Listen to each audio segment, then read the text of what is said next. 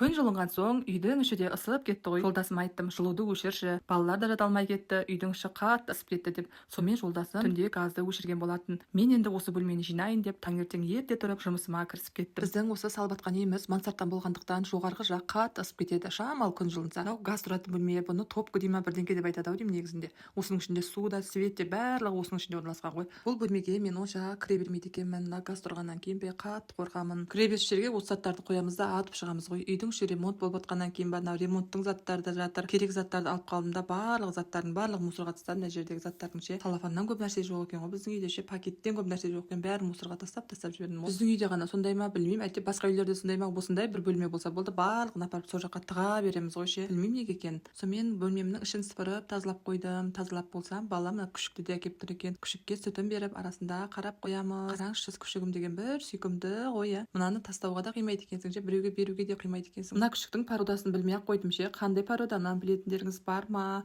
Өзі сүп сүйкімді. Жаным, жаным, күчінай.